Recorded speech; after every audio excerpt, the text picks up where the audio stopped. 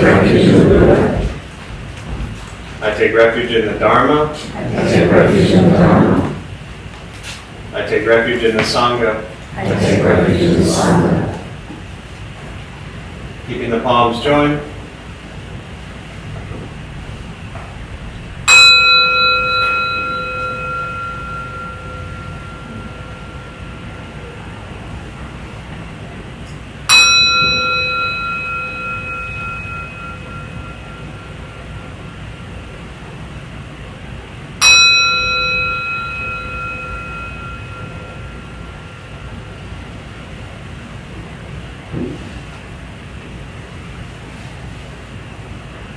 Put palms down.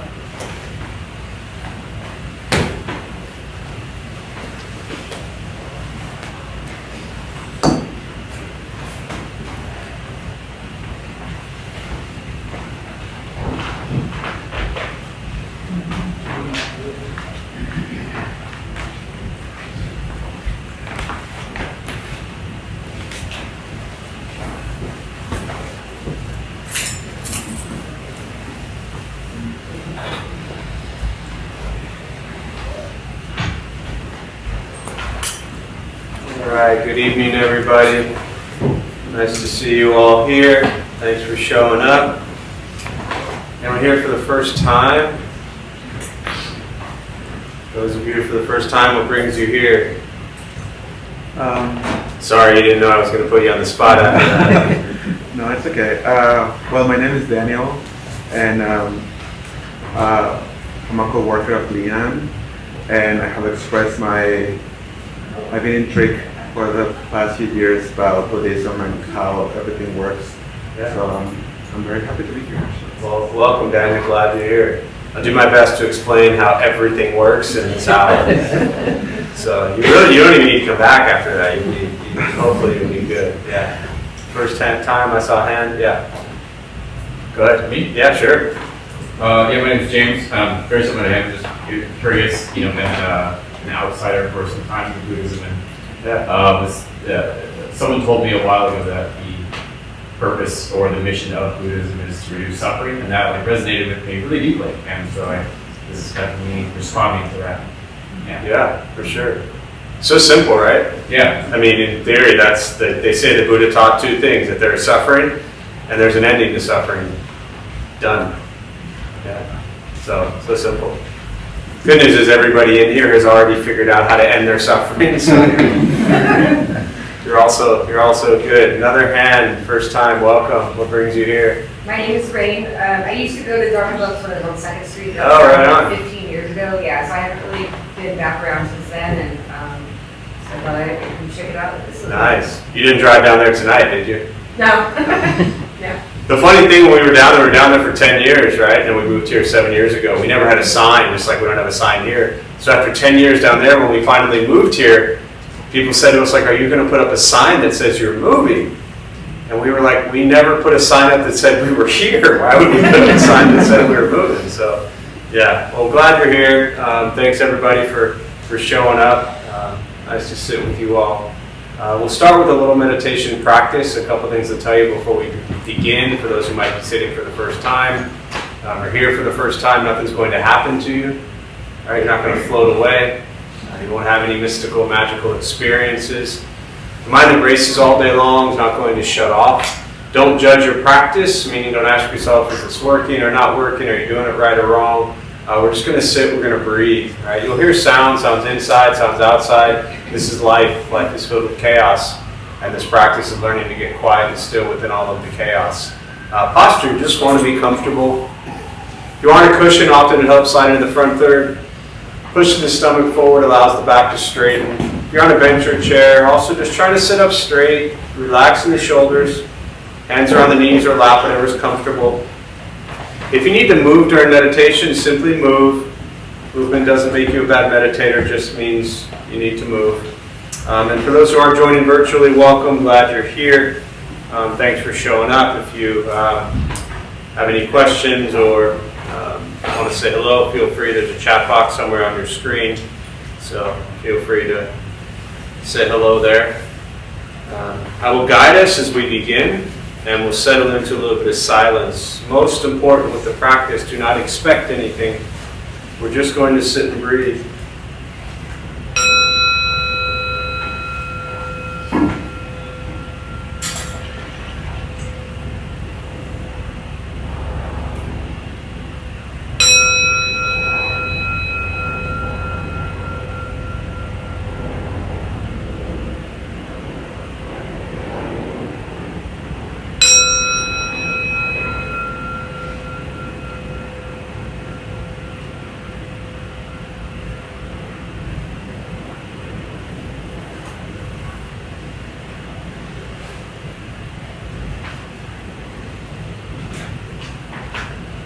Starting with the eyes closed if comfortable,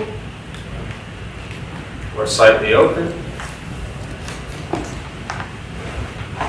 Mouth is open or closed, whatever is comfortable. We'll start with taking 3 deep breaths slowly.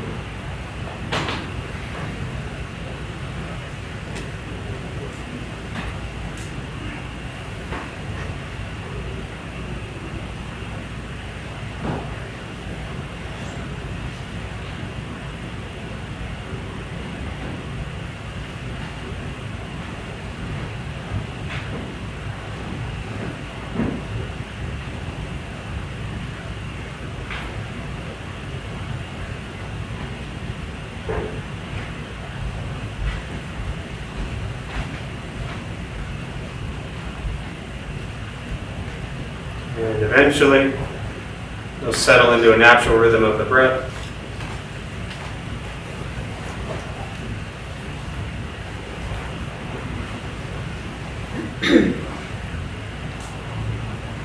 Noticing the mind as it wanders, jumping from thought to thought.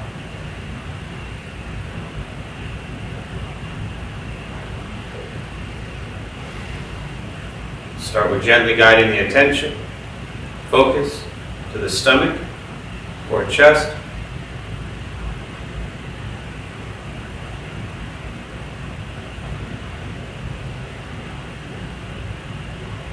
Breathing in, feel them rise.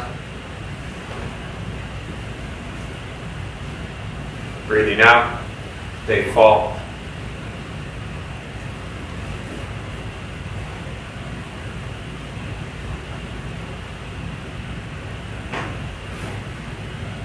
Simply continue this practice,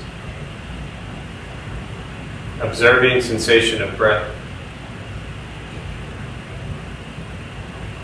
expecting nothing but to sit and breathe.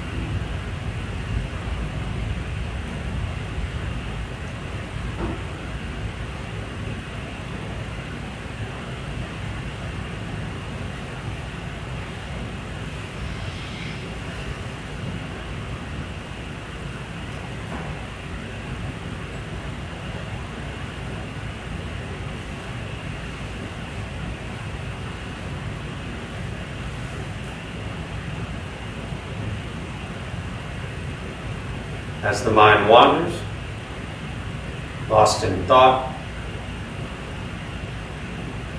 recognize it,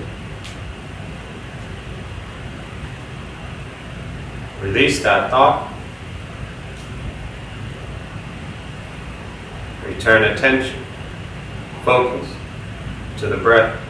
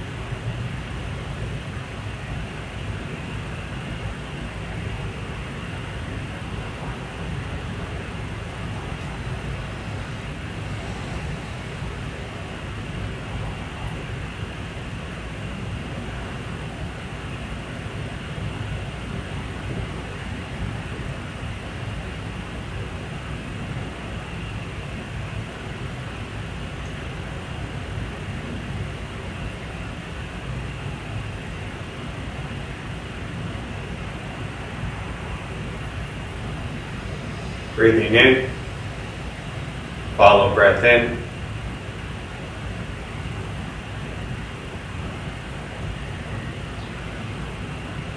Breathing out, follow breath out.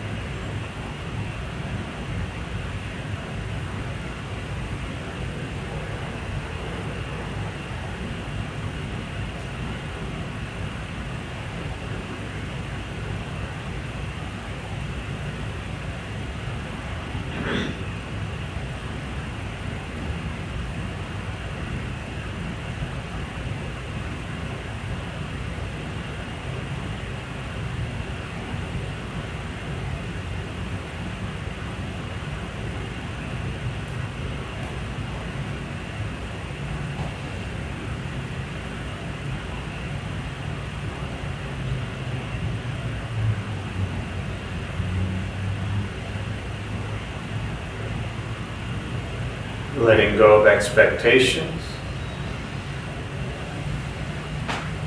letting go of judgments from the practice.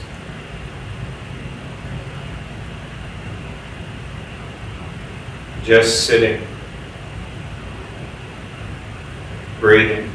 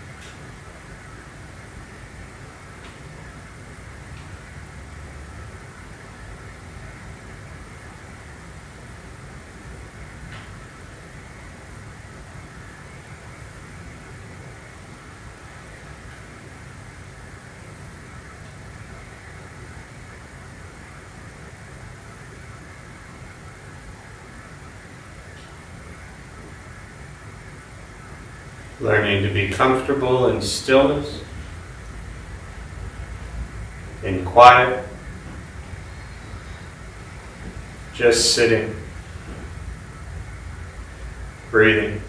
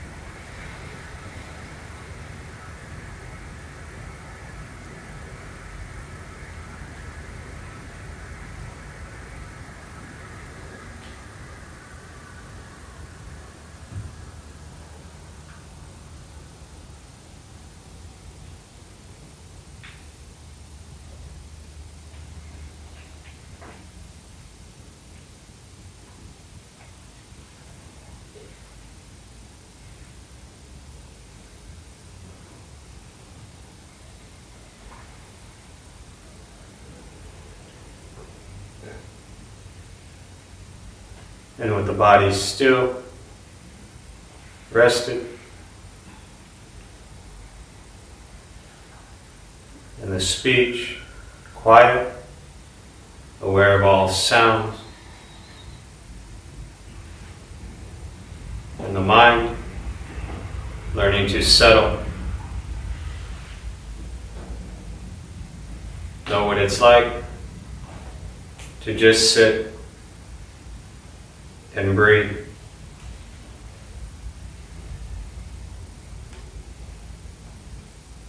Knowing with each breath, there's nothing else to do.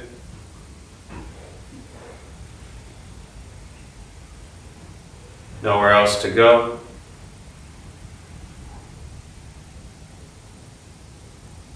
And no one else to be.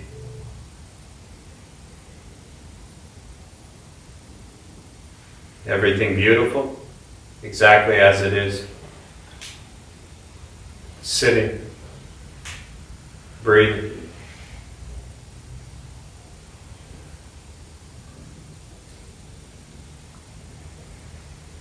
Once again, taking 3 deep breaths, slowly.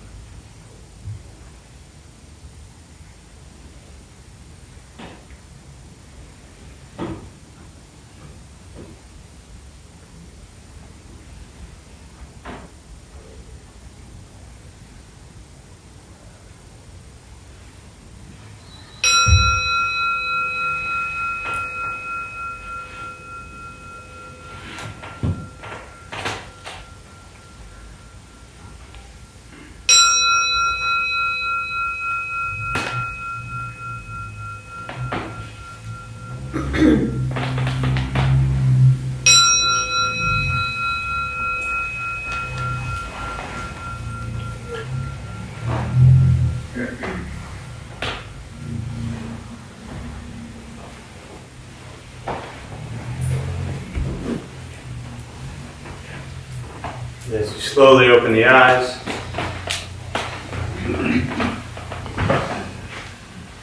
slowly beginning to move. Most important with the practice of meditation is to recognize how you feel now, immediately after. Compare this to how you typically feel throughout your day. Recognize the difference, if there is one. Ask yourselves how you prefer to feel every day for the rest of your life. And realize however you feel now, if it's quiet, calm and still, or a busy mind, racing mind, whatever you're sitting with at this moment, has nothing to do with anything I said. It's nothing to do with how we sit and hold the hands or cross the legs. It's nothing to do with the sounds around us or anything else for that matter. It has everything to do with your own mind and your own mind's reaction to an external condition.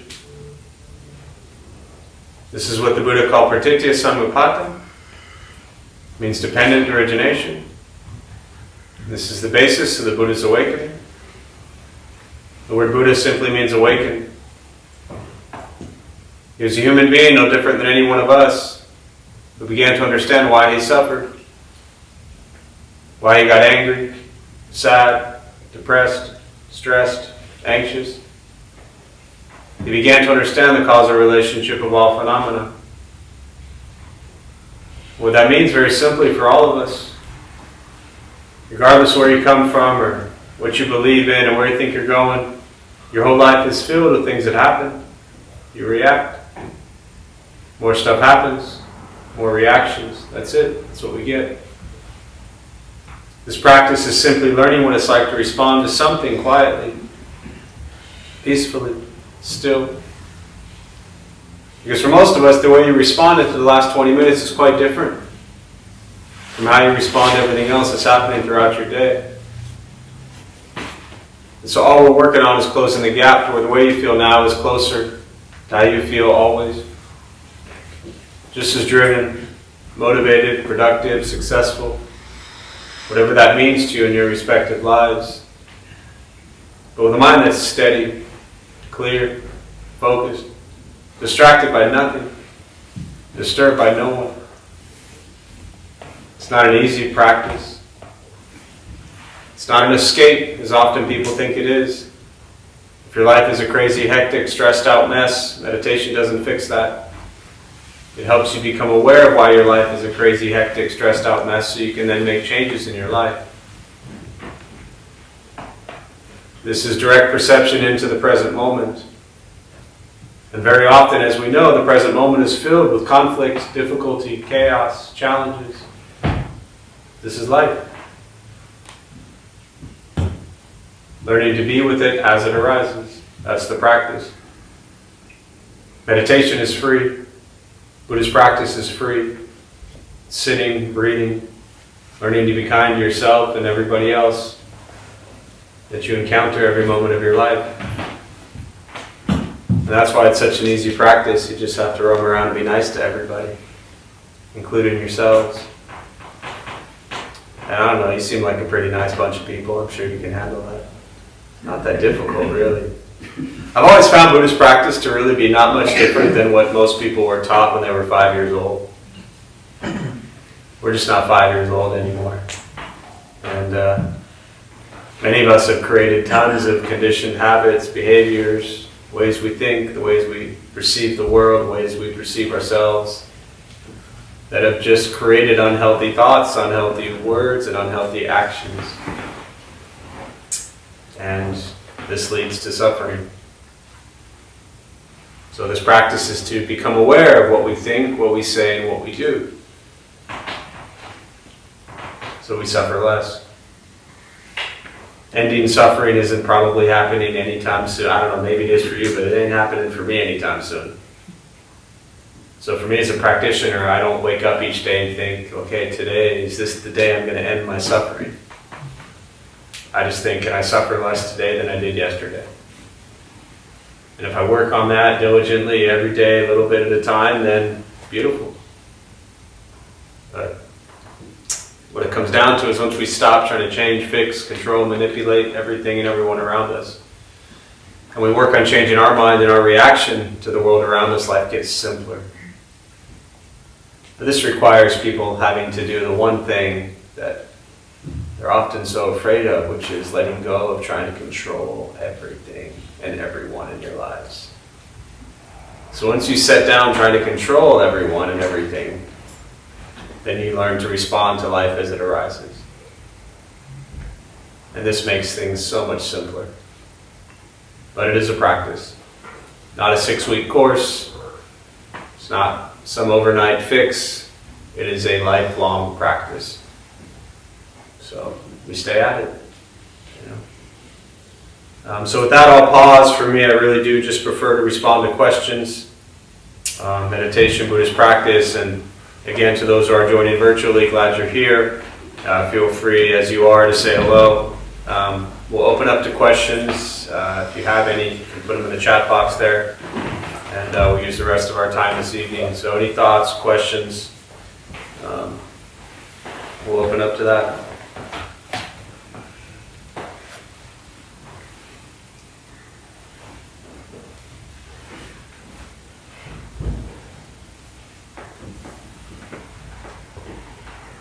I know you don't like details, and I'm trying to think how to ask this without sharing too many details. But Simply just don't share any details. but the context is important, or it feels important, and now you're probably going to start there and tell me that's wrong.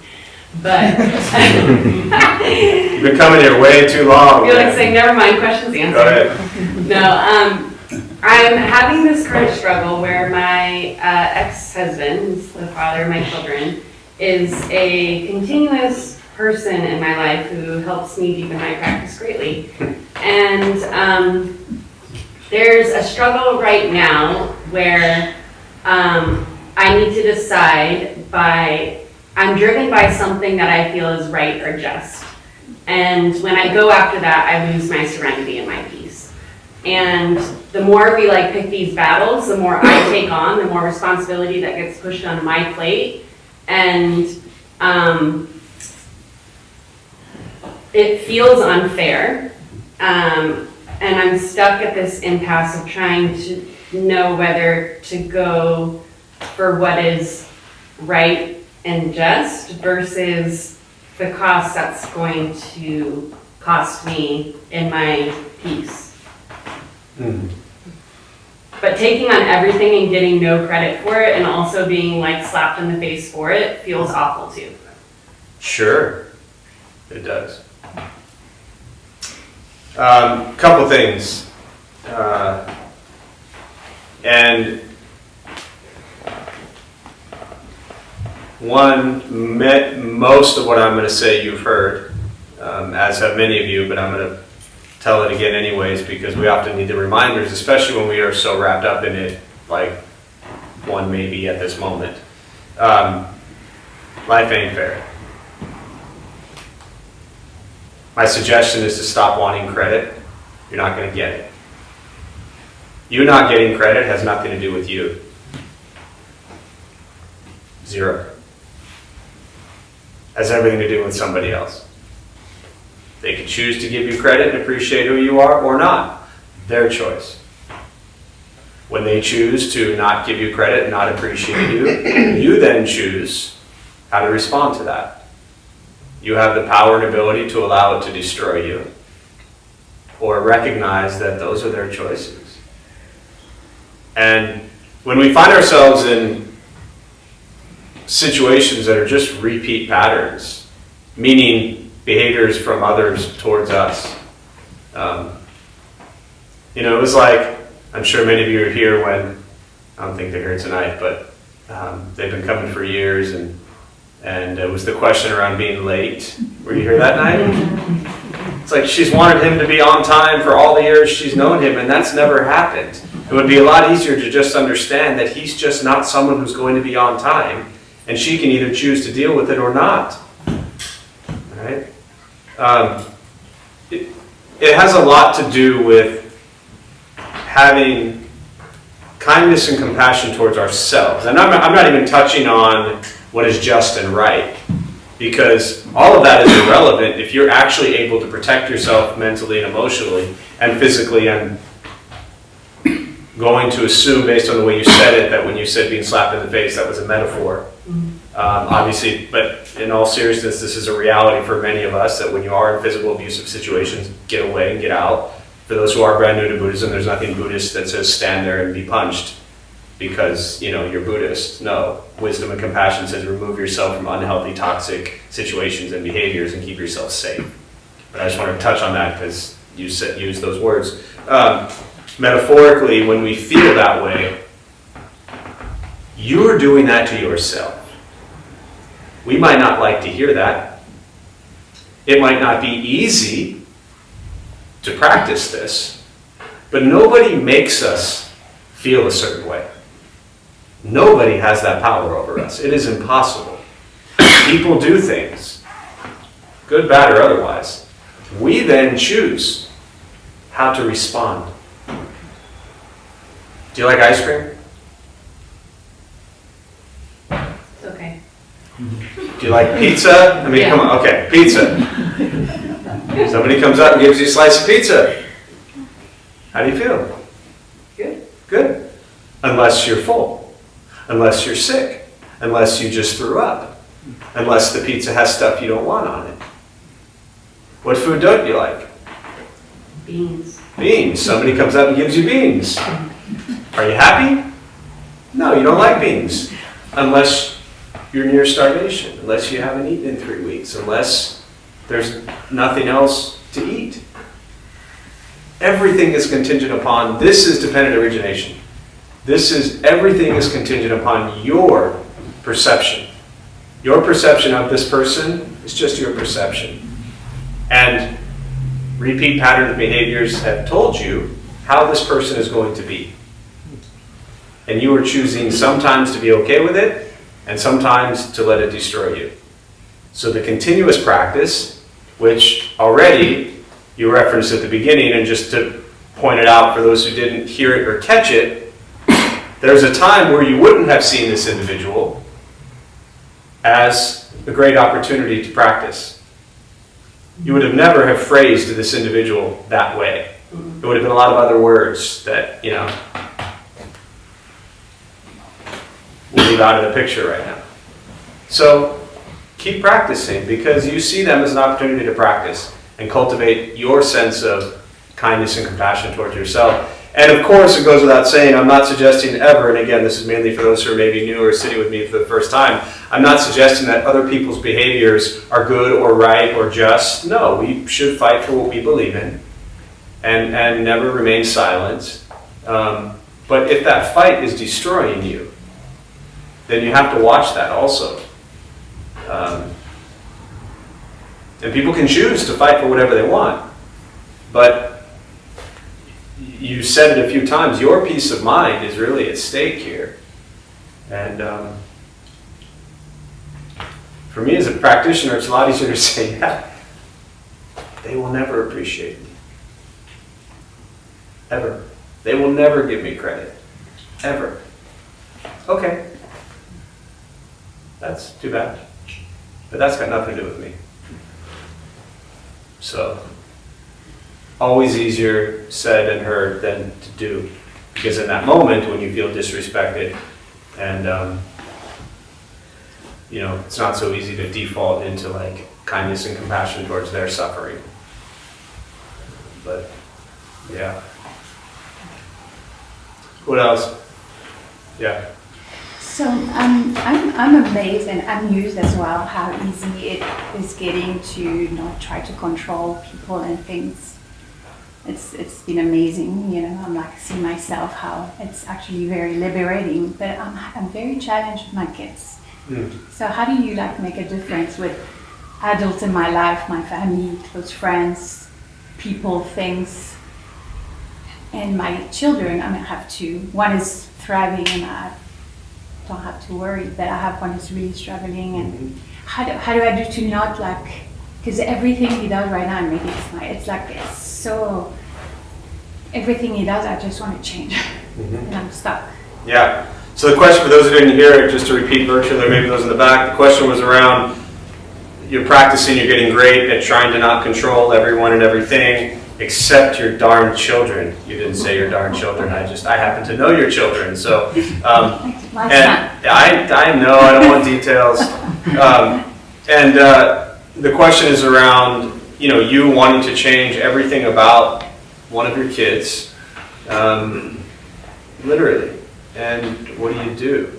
So, a couple things. One, call my mother. There is hope for everybody. I promise you, if you wrote out a list of everything, your son, who's 15 by now? Almost 17. 17. So definitely by 17. If you wrote out a list of everything he's done wrong, and you wrote out a list of everything I had done by 17, you could have put it at 15, and I still would have surpassed even 13, surpassed his 17. This is not comparing, but this is to show you that who he is now and what he's doing now isn't who he is. It's what he's doing. Yeah. And you can try to control it. It will never work. No, I know it's not working. It's just, I'm almost thinking, okay, the time goes so fast, it's going to be 18, then it will be less and less, for me, less and less control in my house. No. You are going to try to control him the rest of your life. My mother just turned 80 and she is still trying to control him. She has just surrendered to the idea that it's impossible. Don't use this what'll happen hopefully at 18 is he'll realize now the shit he does is just going to get him arrested. But that's going to be on him, not you. Right? So, I don't have kids, so I have no idea what that's like. So everything I say, of course, is coming from, I don't have kids. So I cannot relate to that ever. But what I can tell you from working with enough people who do and enough kids and everywhere in between, he's on his own journey. And the sooner you embrace that and try to not control his actions, and if he's doing things he shouldn't do, He's in pain. He's I hurting. know, I know. You don't know why. It's not your fault. We all, in Buddhist teachings, as you know, we talk about karma. We all have our own journey, our own path. And we cannot alter somebody else's. Or I shouldn't say that. We alter other people's. We cannot control somebody else's. We can alter it, but the real, I think, and part of your question, I think the best thing you can do, you continue to practice, you continue to express love and kindness and compassion and understanding. You continue to guide with as much wisdom as you can, right? I'm not saying, there's a Suzuki Roshi built San Francisco Zen Center, a great, just an incredible teacher who brought Buddhism into San Francisco in the 50s and 60s. And he talked about controlling cattle in a sense that you cannot just fence them in. And you also just can't let them roam completely free because they might not come back. You just have to observe. Observe. He's on his own path.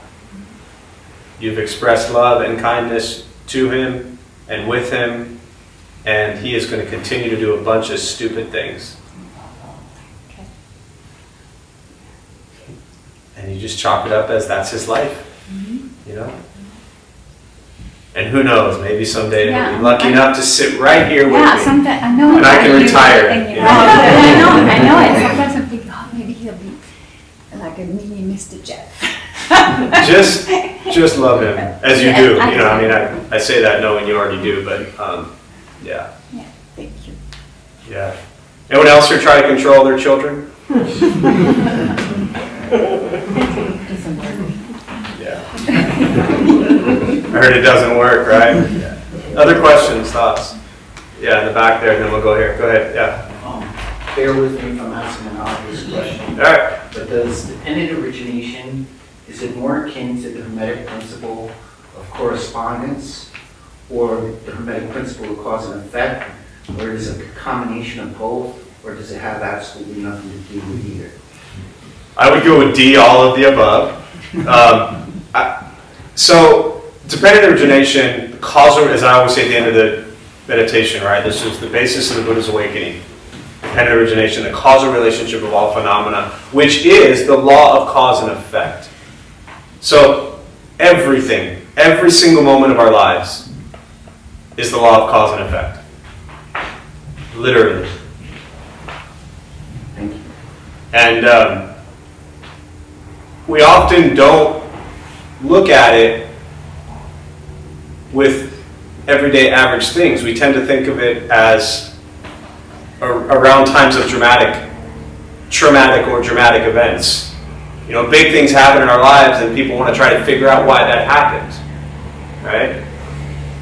Well, if I walk into a room and somebody punches me, I could sit and say, well, it's their fault they punched me.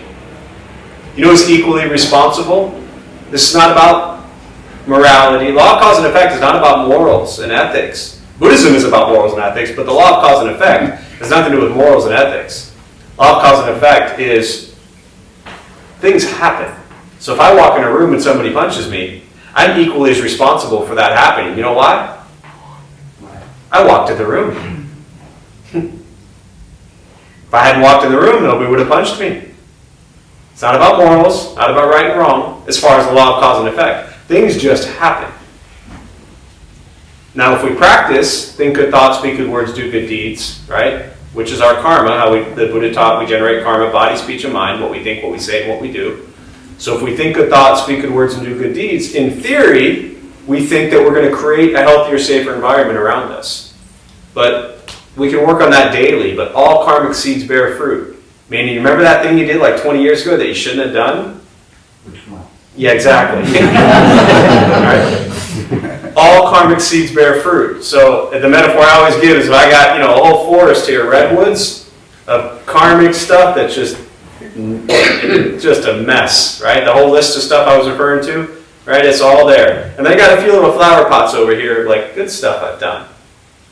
So when these redwoods come crashing down on me, I will have a tendency to want to do more stuff that's going to create more crazy redwoods.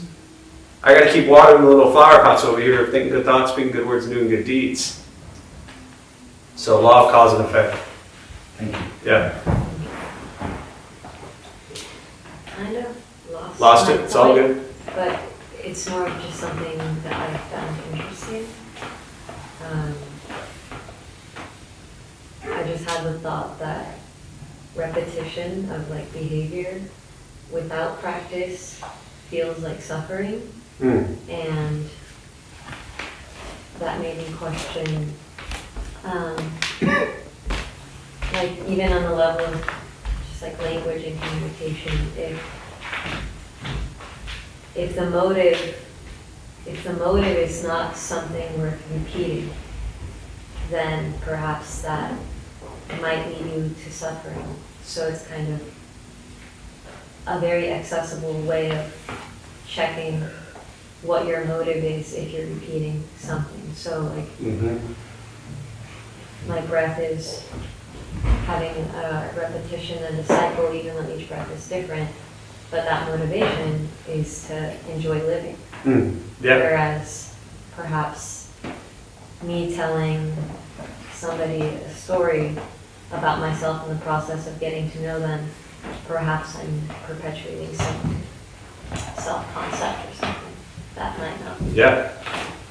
Yeah, in Buddhism, the often is referred to, you're using the word motive, which I think maybe is the same thing when I say this, but we talk about intention behind everything. What is the intention? Every thought, every word, every action, there's an intention behind it, right? Motive, I tend to think of like murder. What was their motive?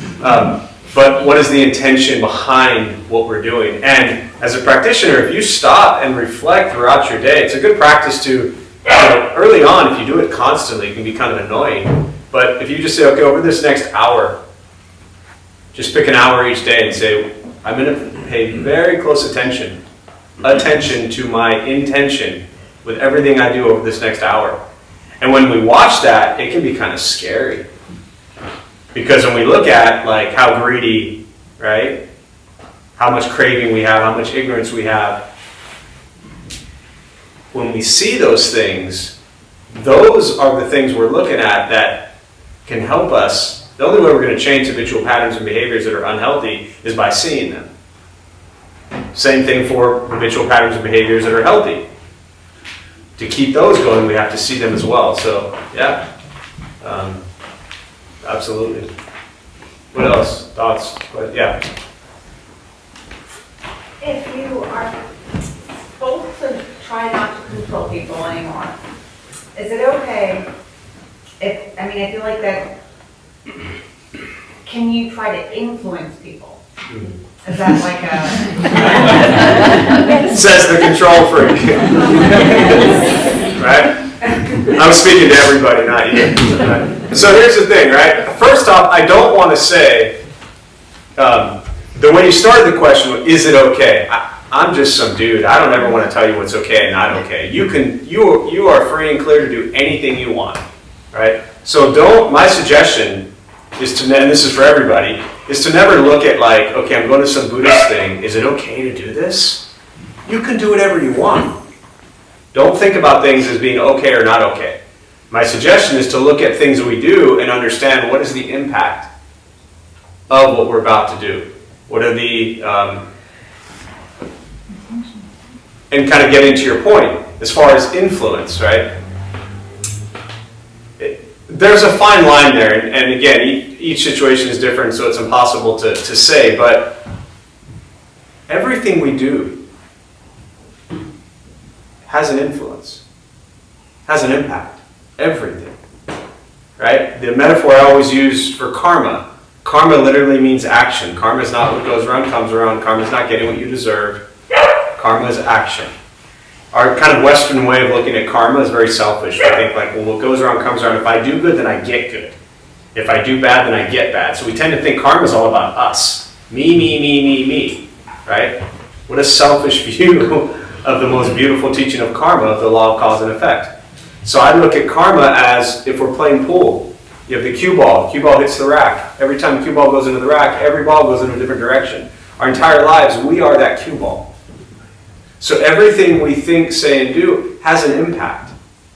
So impact, influence, control, those are all just different words for ultimately being mindful of the intention behind why we're doing something. Are we trying to influence someone because the intention is really about them? Or is it about us? There's nothing wrong with trying to control children so they don't do stupid stuff. But the reality is it doesn't work. There's nothing wrong with trying to influence people to be kind and, hello. I've been doing this shit for 20 years, trying to influence people to be kind. Right? See, even the dogs. So, we influence people with every single thing we do. The way we look at them, the way we talk to them, everything. Every email, every text, every social media post, everything has an impact. The words control or influence really is around the intention behind it. So, yeah. Coming from someone who spent the first 25 years of my life trying to control everything and was really good at it. And it made me absolutely crazy. And it led me to this practice. Because it's just a nightmare trying to control things. So surrender is a hell of a lot easier. Yeah. What else? Yeah. I come from a 12-step background, and my anchor is a higher power. Anchor? Mm-hmm. Okay, I thought you said anger. Yeah. No, anchor. And I'm brand new to Buddhism. Yeah. So, I'm looking for an anchor. And it doesn't seem like there is one. And then I think, is it just, my mind, that's my anchor? And I don't understand it. Yeah, no, great question. And, obviously here, huge recovery community. We started the recovery community 13 years ago, so there's a lot of crossover between those in recovery and Buddhist stuff. Buddhist teachings, as you know, addresses craving and desire and attachments. A lot of that stuff is wrapped up in addiction anyway, so huge crossover between the two. And yes, for those who are in recovery and do follow traditional 12 steps and have belief in a higher power, I'm just kind of repeating or paraphrasing what you said to put some context around it. It's very easy to throw your faith and belief in your higher power, and that's your anchor to hold on to. So what you're asking, if I'm hearing you correctly, is like, well, what do I hold on to in Buddhism? Which is fascinating because Buddhism says there is no self, right? The higher power doesn't exist in Buddhist teachings, right? So then what? Like, what am I holding on to? Someone asked the Dalai Lama years ago what this practice was all about. And he said, it's about kindness. That's your anchor. Kindness towards yourself and towards others. That's it. If you can understand that ultimately, I don't want to compare kindness to a god, but ultimately, kindness is the only thing that matters. Right? I spent years doing meditation in prisons, and they would do the 11-step prayer meditation, right? And so one guy said to me that for him, he goes into meditation first to settle himself, to calm himself, and then go into prayer. Because if he goes into prayer and he's all pissed off and he's thinking about, whatever he's thinking about, then whoever he's praying to is going to know. So, with Buddhist practice, I would be less concerned about something to anchor yourself to. And understand that, do you like feeling kinder towards yourself and others? That's it. And if we can just repeat that practice day in and day out, right? And the part about, for those who aren't familiar, kind of the no higher power in Buddhism, when the Buddha was alive, when he was teaching, this is 500 years before Christ. So, no Christ, the God that we refer to today wasn't there. They had endless Hindu goddesses and gods, right? And the Buddha was asked, should we believe in them? And he said very clearly, I'm just a person. If you believe in them, meaning I'm not a god. He said, if you believe in gods and goddesses, you do. If you don't, you don't. Not his concern. His concern was, regardless of your beliefs in gods and goddesses, can you live a kind, gentle life? That's it. And I think for me as a practitioner, I've had to look at two things. One, how does this practice impact my life? Meaning, am I happier, am I kinder, am I gentler towards myself and others? And how does it impact others? And I'm still a firm believer, regardless of anybody's religious beliefs, that whoever gods and goddesses that one may believe in, I would think how you treat yourself and others is pretty important there as well. So, but if you're looking for that thing to anchor to, it's totally different. No self, no one to anchor to. No teachings to anchor. Yeah. So, what else?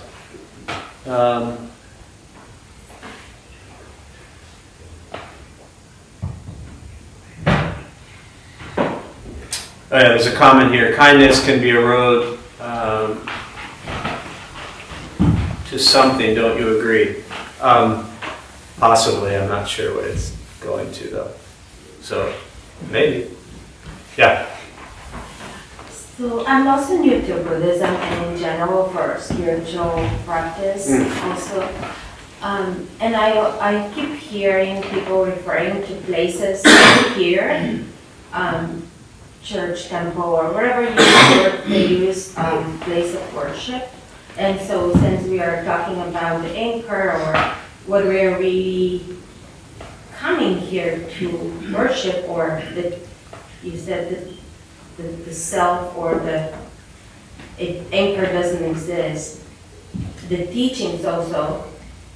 So what is it then? How do you feel when you come here?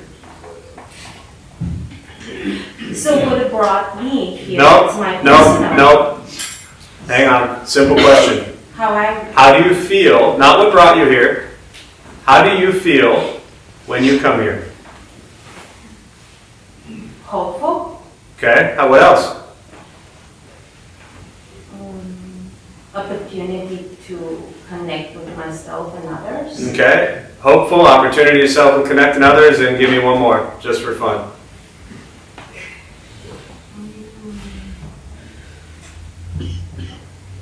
Calm. There you go. And calm. So that's all that matters. It doesn't matter if it's at the Dharma Bum Temple, if it's at the Catholic Church on the corner, or if it's watching Donald Duck cartoons.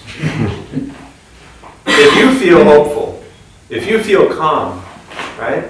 If you feel kind. Wait, what was your third one? Connected. Connected, thank you very much, to others. That's what matters.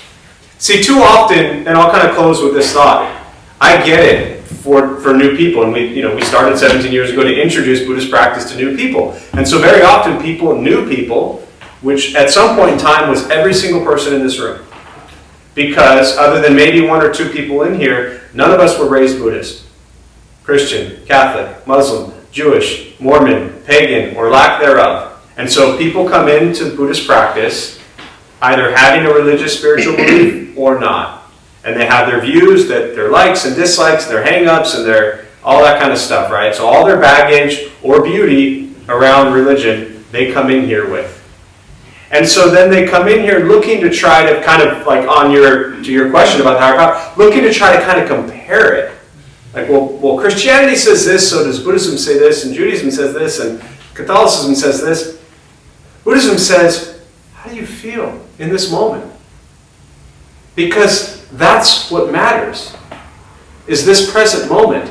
Not what do we call this place, what type of Buddhism are you, who is sitting here, who is sitting there. None of that stuff matters. That's all just some box and construct and structure. That Buddhist teachings, the construct and structure of Buddhist teachings, are trying to get us to shatter all constructs and structures. That's why when I say the teachings fall away, right? So the Four Noble Truths, the very fundamental core First thing the Buddha taught, the tapestry up there, and I'll close with this thought. The tapestry up there shows the first teaching of the Buddha to the 5 disciples. It's called the Four Noble Truths. First one, life is suffering. Right? Doesn't mean all life sucks, just means we're going to suffer a lot.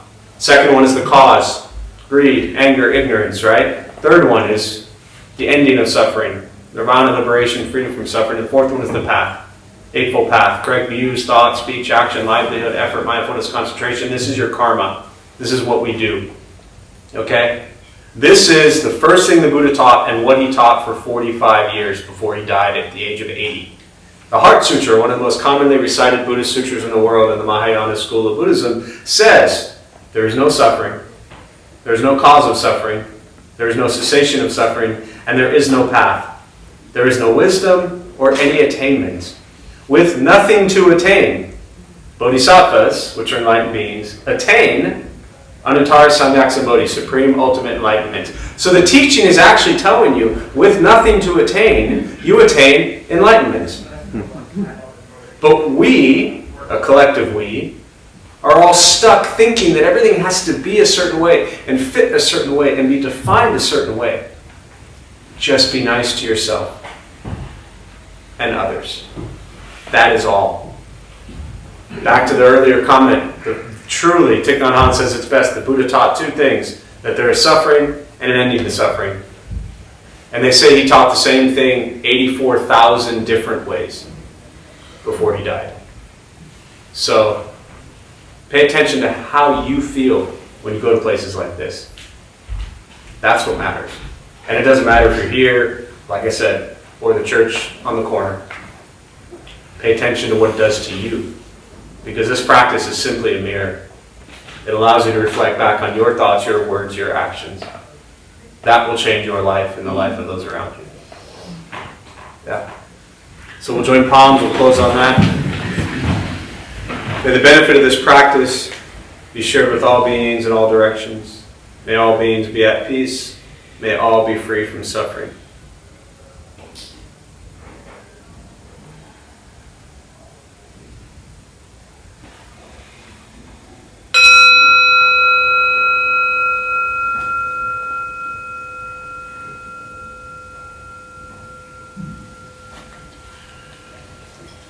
Alright, a few quick announcements from our Dharma Bum host Eddie before you head out. And while Eddie's walking up here, if there are 4 strong people that will stick around for about 5 minutes after everybody clears out of here, I could really use your help.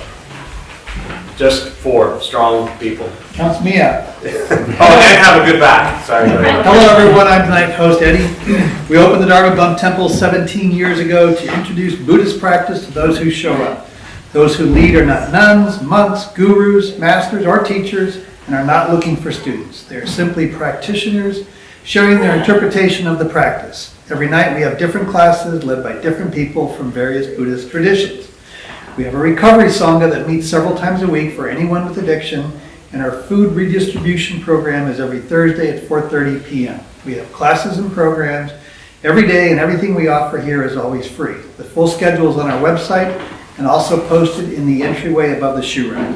We have a lending library. If you see a book you like, feel free to borrow it and then bring it back whenever you are done with it. Please straighten your seat or cushion before you head out. Thank you for being here. We wish you well and hope to see you all again. Thanks, Ed. Thanks, everybody. And the 4 people want to meet me in the back